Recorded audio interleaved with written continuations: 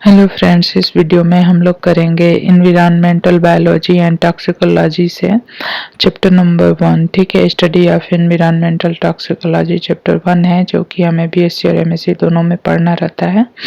तो यह जो है कि बहुत ही इम्पोर्टेंट है, और जो लोग भी एग्ज़ाम देने वाले हैं, जो ऐसे कि उत्तर प्रदेश टीचर वैकेंसी का, पीजीटी का या टीजीटी का, उसमें भी ये पूछा जाएगा। तो चलिए स्टार्ट करते हैं।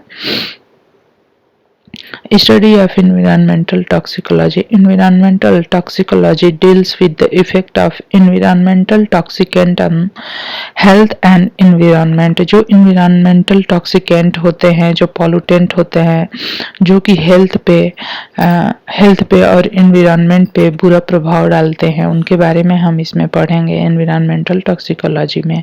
environmental toxicant जो होते हैं, एजेंट होते हैं जो कि रिलीज होते हैं, released into the general environment. ठीक है, जो कि रिलीज होते हैं हमारे चारों तरफ के इन्वायरमेंट में, और जो कि काज करते हैं adverse effect on the health of living organism. ठीक है, तो ये जो इन्वायरमेंटल टॉक्सिकेंट होते हैं, ये रिलीज होते हैं हमारे इन्वायरमेंट में, और ये हमारे हेल्थ पे बहुत ही बुरा प्रभाव डालते हैं। जो या तो वो ह्यूमन बीइंग का हेल्थ हो, एनिमल्स का हो या प्लांट्स का हो, सबको ये एडवर्सली प्रभावित करते हैं, मीन्स कि बहुत ही बुरी तरह से प्रभावित करते हैं।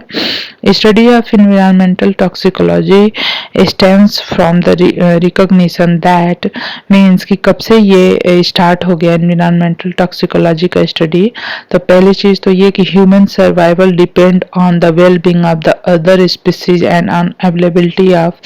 तो जैसे कि ह्यूमन का जो सर्वाइवल होता है वो किस पे डिपेंड करता है कि हमारे चारों तरफ कितना साफ सुथरा एयर है, वाटर है, फूड है, एंड जो एंथ्रोपोलॉजिकल जो केमिकल्स होते हैं as well as naturally occurring chemicals can cause detrimental effect on living organism and ecological process. ठीक है, तो हमारे चारों तरफ का एयर, वाटर और फूड जितना ही ज़्यादा कि क्लीन रहेगा, जितना ही अच्छा होगा, उतना ही ह्यूमन सर्वाइवल जो है अच्छा होगा और अच्छा लाइफ स्टाइल होगा। इसी तरह से कुछ जो केमिकल्स होते हैं वो ह्यूमन लाइफ को और दूसरे लिविंग ऑर्गेनिज्म को और इकोलॉजिकल प्रोसेस को किस तरह से प्रभावित करते हैं, इन सारी चीज़ों को जानने के लिए हमने जो है इन्वायरमेंटल टॉक्सिकोलॉजी की स्टडी आरंभ कर दी।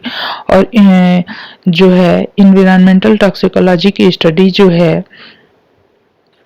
किस बात से ज़्यादा संबंधित है कि इन्वायरमेंटल जो टॉक्सिकेंट होते हैं through their interaction with human, animal and plant influence the health and welfare of these organism. ठीक है, तो यह जो है हमारे लिए क्यों ज़्यादा महत्वपूर्ण है इनके बारे में जानना, इन्वायरमेंटल टॉक्सिकेंट के बारे में, कि क्योंकि यह जो है ह्यूमन लाइफ को, एनिमल्स को और प्लांट्स को ये बहुत बुरी तरह से प्रभावित करते हैं, और इनका इंटरेक्शन जो है किस तरह से प्रभावित करता है, इस बात को हमें जानना चाहिए, और तभी जाके हम इनसे सही तरीके से डील कर सकते हैं। तो इसलिए हम इनके बारे में पढ़ते हैं। World wide development in recent decades, जो रिसेंट डिकेड्स में जो भी वर्ल्ड वाइड डेवलपमेंट हुआ है उसमें से क्या क्या है। एक तो है ग्रीन रिवॉल्यूशन, तो बहुत सारी इंडस्ट्रीज जो है वो बढ़ गई है आज के टाइम पे। वर्ल्ड वॉर सेकेंड जब हुआ था उस समय जो है डेवलपमेंट मीन्स कि जो ग्रीन रिवॉल्यूशन था वहाँ से स्टार्ट हुआ है।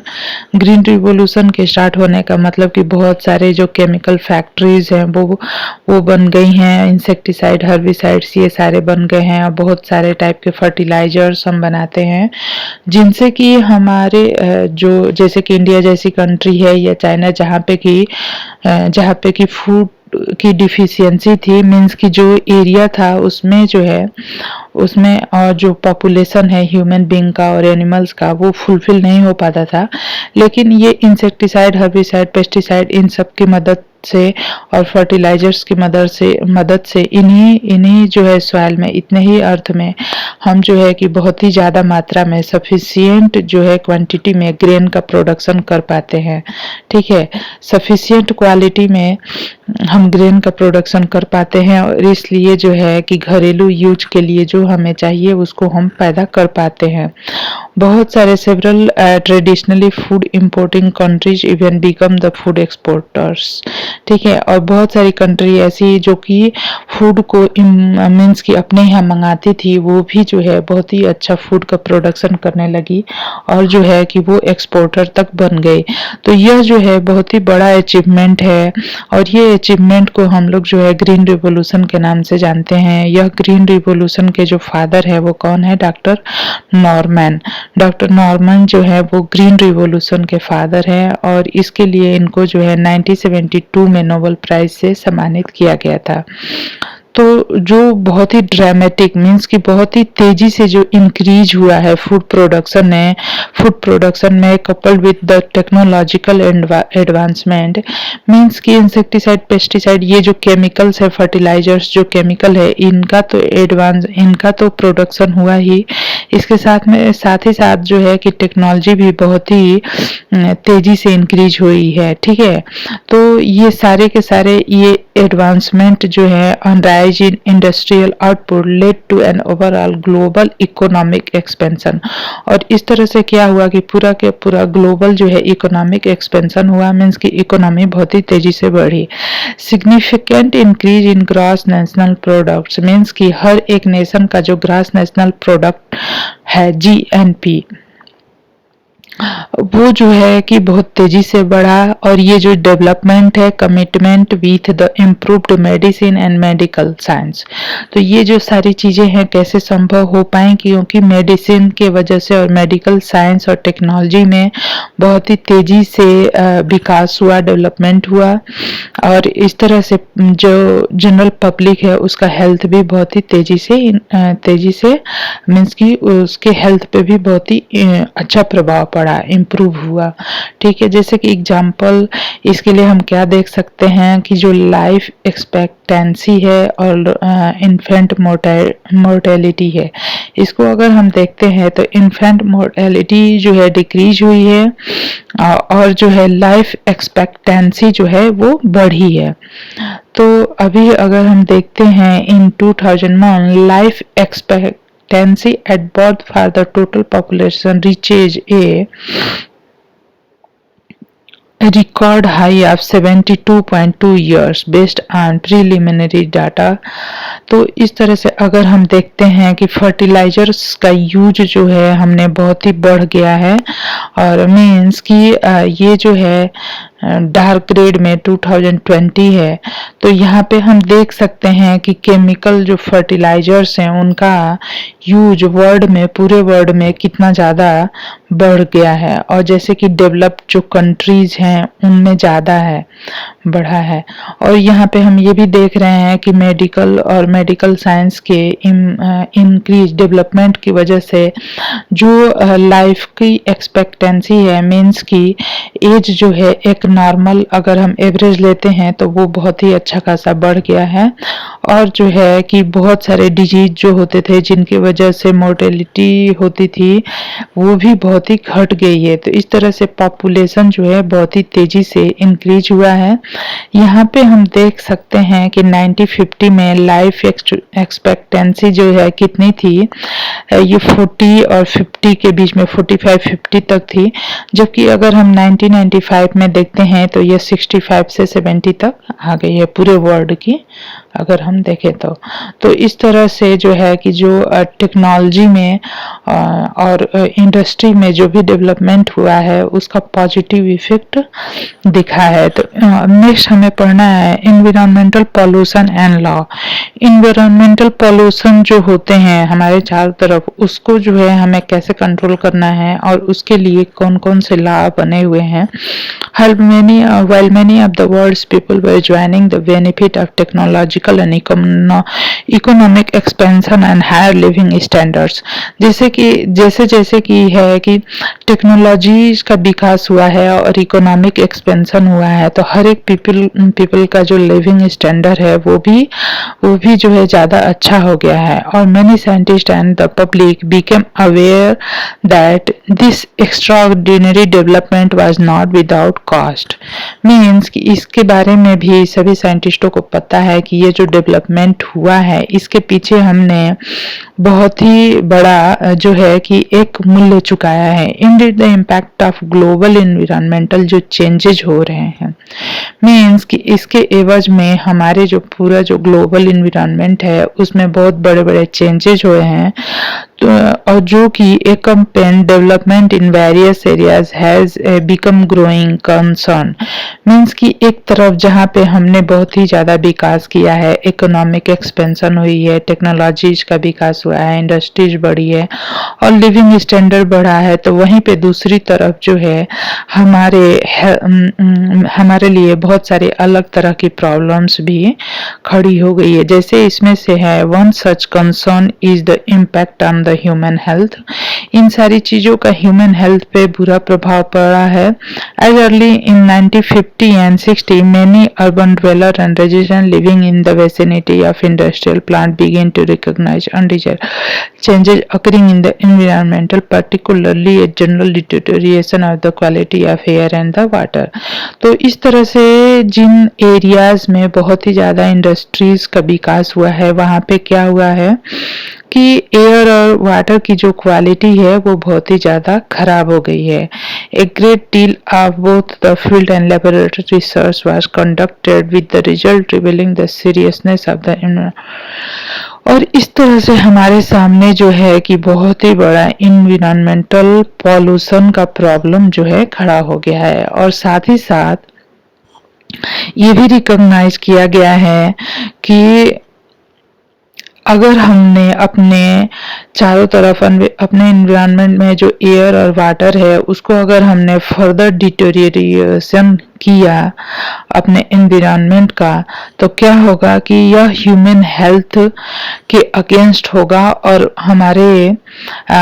और इसका इफेक्ट जो होगा बहुत ही एडवर्स होगा हमारे ह्यूमन हेल्थ पे और एनवायरनमेंट पे। ठीक है।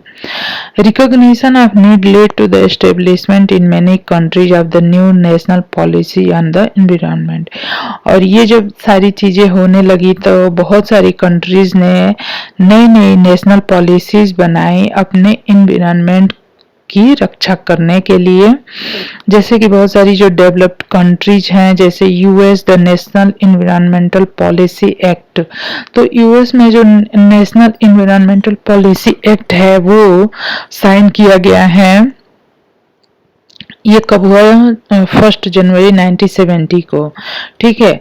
Concomitantly, the Council on the Environmental Quality was established with the responsibility for studying the condition of national environment on a regular basis। ठीक है। और इसी साल जो है एनवायरमेंटल प्रोटेक्शन एजेंसीज भी इस्टेब्लिश हो गई to be charge of the environmental programme within the USA. Means कि उस कंट्री में जो है एनवायरमेंटल प्रोटेक्शन एजेंसीज का ऑर्गेनाइजेशन किया गया, जो कि ह्यूमन बीइंग में जो है कि एनवायरमेंटल अवेयरनेस को और एनवायरमेंटल पॉल्यूशन के इफेक्ट को on the living system particularly on the human has precipitated legislation and regulation around the world। ठीक है। तो ये जो है ह्यूमन बीइंग में एनवायरमेंटल पॉल्यूशन के प्रति अवेयरनेस फैलाएगी। और इसका और क्या काम होगा? Clean air act was written in 1970। उसके बाद जो है यूएस में फर्स्ट क्लीन एयर एक्ट भी पारित किया गया 1970 में। और इसके तहत ये है और उसके बाद जो है 1974, 1977 एंड 1990 में तो इसमें ये बातें कही गई हैं कि हमें अपने चारों तरफ के एयर की क्वालिटी को मेंटेन रखना है और जो भी चीजें हमारे एयर की क्वालिटी को एडवर्सली अफेक्ट कर रही है उन सारी चीजों पे हमें रोक लगानी चाहिए। तो यहाँ पे इन 1971 ईपीए इन्वायरमेंटल पॉल्यूशन एक्ट जो बना, आइडेंटिफाई 6 पॉल्यूटेंट्स। तो यह जो है इन्वायरमेंटल पॉल्यूशन एक्ट जो है वो पॉल्यूटेंट्स को रिकॉग्नाइज करता है और इन पे रोक मीन्स कि कैसे हम इन पे रोक लगा सकते हैं उसके बारे में भी हम यहाँ पे डिस्कस करेंगे। तो इसमें क्या क्या है, पार्टिकुलेट मैटर है, sulphur dioxide, carbon dioxide, nitrogen dioxide, photochemical oxidants and hydrocarbons इसमें आते हैं। They were known to influence human morbidity and mortality and to have the adverse effect on visibility, materials, vegetation and other factor related to the public welfare। Means कि हमारे जो welfare की चीजें हैं उसको बहुत ही ज्यादा एडवर्सली अफेक्ट करता है।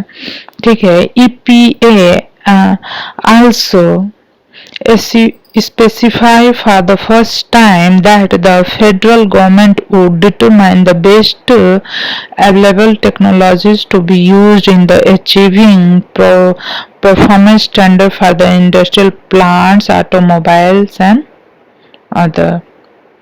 तो यहाँ पे हम ये देखते हैं कि कौन कौन सी चीजें जो हैं हमारे एनवायरनमेंट को एडवर्सली अफेक्ट करती हैं, जैसे कि इंडस्ट्रियल जो प्लांट्स है, ऑटोमोबाइल्स हैं और जो other sources of air pollution है। ठीक है। तो 1990 के amendment of the act call for a program of research, testing and development of method for sampling, measurement, monitoring, analysis and modelling of air pollution. तो यहाँ पे ये सारी चीजें मीन्स कि 1990 का जो अमेंडमेंट है नेशनल इन्वायरमेंटल पॉल्यूटेंट एक्ट का, पॉल्यूशन एक्ट का, उसमें क्या क्या चीजें हमें करनी है। इसमें जो है प्रोग्राम चलते हैं रिसर्च के, जिसमें कि एयर क्वालिटी को टेस्ट किया जाता है और जो है मेजर किया जाता है, उसकी मॉनिटरिंग की जाती है कि उससे ज़्यादा ना बढ़े और उसकी एनालिसिस की जाती है, modelling of the air pollutants, और हमारे जो एनवायरनमेंट में जो एयर पॉल्यूटेंट्स निकलते हैं उनकी जो है मॉडलिंग भी की जाती है। इसी तरह से बहुत सारे वाटर पॉल्यूटेंट भी हमारे चारों तरफ रिलीज होते हैं। तो वाटर पॉल्यूशन कंट्रोल एक्ट भी जो है कि यूएस में पास किया गया था सिंस 1948 में, जिसके तहत कि हमें अपने वाटर को जो है कि पॉल्यूशन से बचाना है। However the landmark legislation did not come until the 1972 Federal Water Pollution Control Act was passed. The establishment of the act was in the response to the deep public concern about the environment being arised in the late 1960s. This act requires the determination of effluent imitation. Means कि हमारे जो industries के जो भी effluent होते हैं, जिनको कि हम अपने नदियों में, वाटर बॉडीज में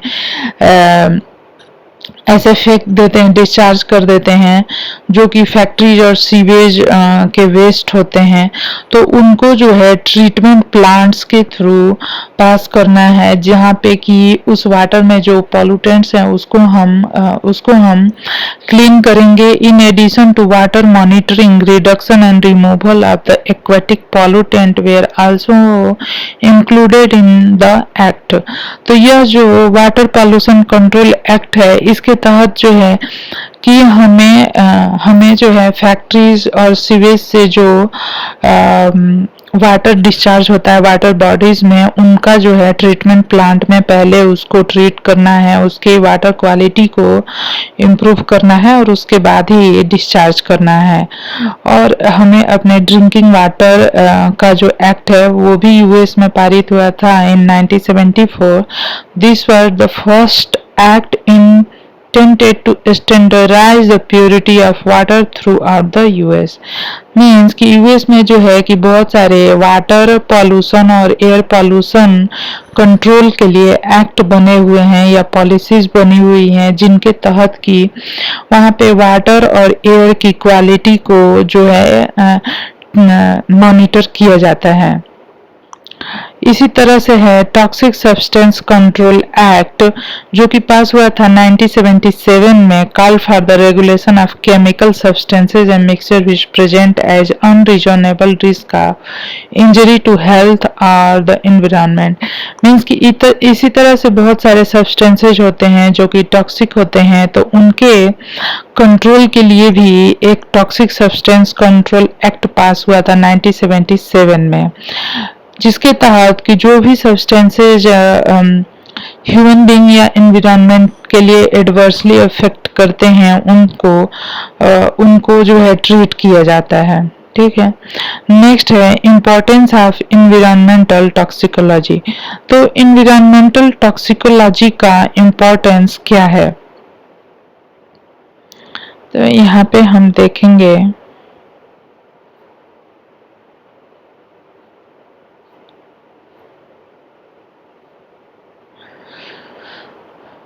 तो ये जो फील्ड ऑफ एनवायरमेंटल टॉक्सिकोलॉजी है, ये consequently draw into two synchronous direction, regulation and research. Regulation जो है इंश्योर करता है standardised testing that is fast and economical with the result that may be applied in a general fashion. These result in emphasis on simplified scenarios such as the traditional totality test uses only one test species and one test compound. तो इस तरह से बहुत सारे इसके importance हैं, जिसके तहत हम जो है अपने एनवायरनमेंट में होने वाले एयर और वाटर पॉल्यूटेंट्स की मॉनिटरिंग करते हैं, रेगुलेशन करते हैं, मीन्स कि ये बढ़ने नहीं चाहिए। जो एनवायरमेंटल टॉक्सिकोलॉजी है ये डाइवर्जेस फ्रॉम ट्रेडिशनल फार्माकोलॉजी और द टॉक्सिकोलॉजी। ठीक है। इसके तहत स्टैंडर्ड टेस्ट ऑर्गेनिज्म होते हैं, लेबोरेटरी मेथड होते हैं to indicate relative toxicity of the various compound in question. ठीक है। How are pollutant transfer after their release into the environment. किसी भी एनवायरनमेंट में जैसे एयर में या वाटर में कोई भी टॉक्सिकेंट जो कि पॉल्यूटेंट है रिलीज होता है, तो वो जो है उस एनवायरनमेंट में रहने वाले किसी भी ऑर्गेनिज्म के फिजियोलॉजी को किस तरह से अफेक्ट करता है, इसके बारे में हम इसमें पढ़ते हैं। What indirect impact occur, और इनडायरेक्ट इफेक्ट क्या होते हैं प्रे पे, प्रीडेटर पे, इसके बारे में भी हम पढ़ते हैं एनवायरमेंटल टॉक्सिकोलॉजी में। टूल्स जो एनवायरमेंटल टॉक्सिकोलॉजी के लिए यूज होते हैं उसमें हैं biological assay such as for studying individual growth, mortality, reproduction, metabolic rate, enzyme induction etc. Field observation including tissue concentration of the toxicant, species number and density and population dynamic are the crucial. Field experiment भी इसमें किए जाते हैं, जिसमें कि contaminant means कि कोई भी ऑर्गेनिज्म है तो वो कंटामिनेटेड है तो उसका हम टेस्ट करते हैं, और माइक्रोब्स एंड मेसोकॉम्स बहुत सारी चीजें हैं जिसका यूज करके हम इसकी स्टडी करते हैं। हम देखते हैं कि क्या क्या इम्पैक्ट है,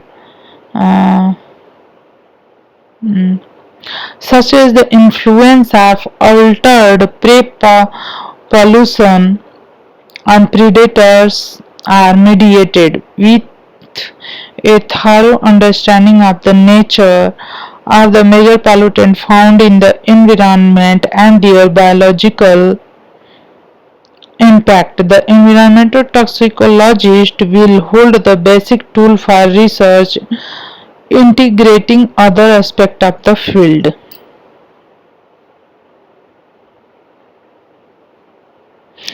यहाँ पे हम देखते हैं कि एनवायरमेंटल टॉक्सिकोलॉजी के कौन कौन से ब्रांचेज मीन्स कि ये सारी चीजें मिलके इसको बनाती हैं, जैसे ecology, plant science, biology, marine biology. इन सारी जगहों पे हम एनवायरमेंटल टॉक्सिकोलॉजी का स्टडी करते हैं। टॉक्सिसिटी टेस्टिंग किसी भी इन्वायरमेंट में या किसी भी लिविंग ऑर्गेनिज्म में क्या उसका जो है कि उसमें किसी भी पॉल्यूटेंट की क्या टॉक्सिसिटी है या क्या उसका इफेक्ट है, उसके बारे में भी हम यहाँ पे पढ़ते हैं। बाकी का जो है काफ़ी लंबा हो जाएगा, तो बाकी का हम नेक्स्ट वीडियो में करेंगे। धन्यवाद।